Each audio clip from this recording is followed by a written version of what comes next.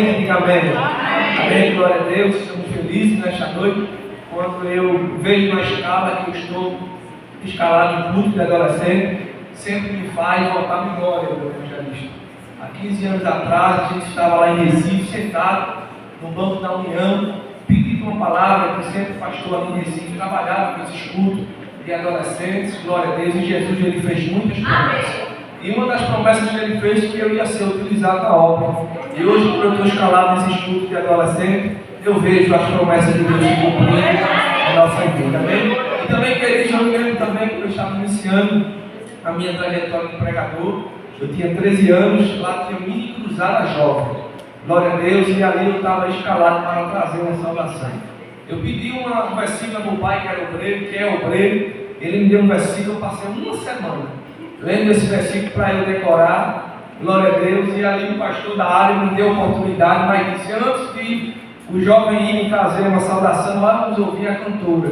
E a cantora trouxe o versículo que eu passei a semana todinha lendo. Foi um sufoco medonho, mas glória a Deus, a idade vai chegando, vai passando os anos, a gente vai ficando se habituando, e a mão de Deus vai chegando, a gente vai trabalhando na obra de Deus. Amém? Tudo tem um começo, Eclesiastes capítulo 3, tudo tem um tempo determinado, amém? Por isso que quando eu estou escalado no culto de adolescente, eu louvo a Deus que eu vejo as promessas de Deus se cumprir. E eu me lembro que um pregador no congresso ele disse assim quando eu era jovem, ele disse, ande na vontade de Deus e faça a obra de Deus. E você vai ver as promessas de Deus se cumprir, amém? Querido livro de Lucas, capítulo de número 5, a gente vai ler o versículo de número 1.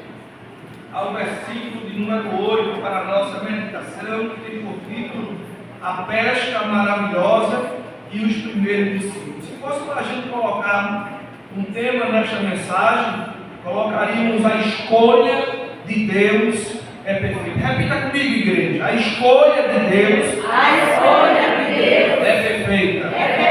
Se estamos aqui nesta noite porque somos a escolha de Deus. Versículo 1. E aconteceu que, apertando a multidão para ouvir a palavra de Deus, estava ele junto ao lago de Genezaré. E viu estar 2 barcos junto à praia do lago. E os pescadores, havendo descido deles, estavam lavando as redes.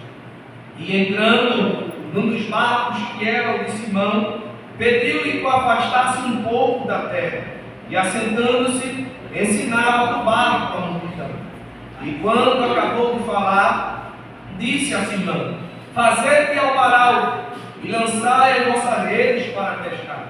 E respondendo Simão, disse, mestre, havendo trabalhado toda a noite, nada apanhamos, mas, porque mandas, lançarei a rede.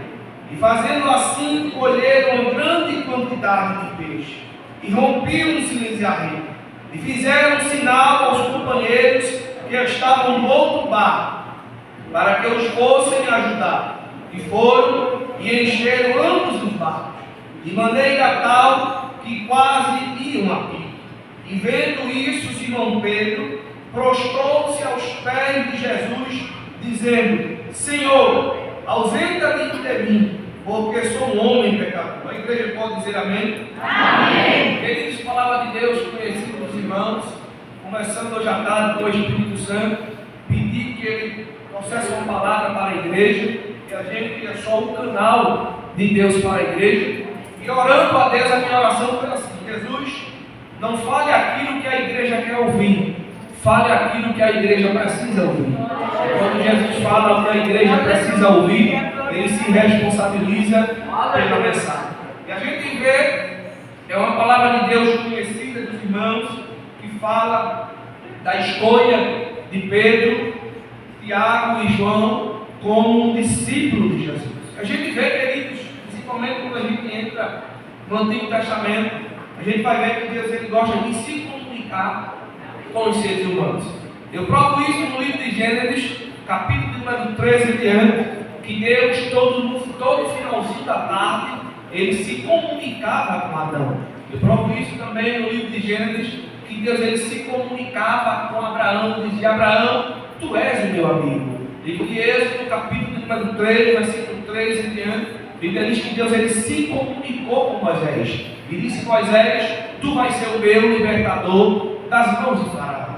E quando a gente chega no Novo Testamento, a gente vê a obra de Deus, a gente vê os milagres de Jesus aqui no Novo Testamento. E a gente vai acompanhando o livro de Lucas, capítulo número 1 em diante. Quando a gente chega no capítulo de número 5, a gente vai entender que a obra de Deus estava crescendo, a obra estava evoluindo, a obra estava andando, a obra estava avançando. Jesus, ele vê a necessidade de escolher alguns discípulos para seguir, para aprender, para andar com Jesus. Glória a Deus. E o que eu acho interessante da escolha de Deus é que ele não perde na sua escolha, ele não se frustra na sua escolha. O que eu acho interessante na escolha de Deus é que ele não perde indicação. Nós que estamos aqui, eu digo por mim, a gente quando quer escolher alguém, a gente quando quer indicar alguém, a gente pede indicação. Jesus não. Jesus, para escolher alguém, ele não pede indicação. Por quê? Porque quando ele escolhe, ele já conhece. Aleluia. Quando ele aponta o dedo, ele já conhece o íntimo da alma do coração. E quando Jesus ele chega no capítulo de número 5, se fosse para ele pedir indicação, se fosse para ele perguntar quem era Pedro, queridos irmãos, Pedro ele não ia ser escolhido para ser discípulo de Jesus.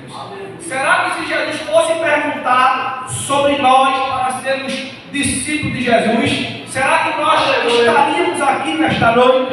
Mas o que eu acho interessante de Deus é que a escolha de Deus ela é certa. E se estamos aqui nesta noite porque fomos escolha de Deus, e Deus ele não se perde, Deus ele não se frustra nas suas escolhas. Lucas capítulo número 5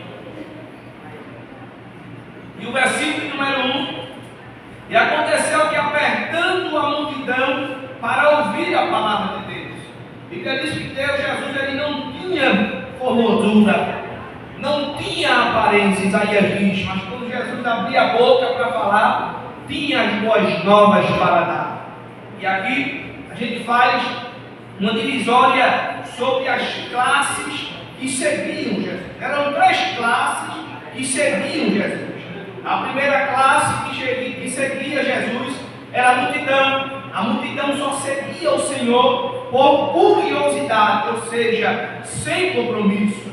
A segunda classe que seguia Jesus eram os seguidores, chamados de discípulos, que estavam com Jesus, andavam com Jesus.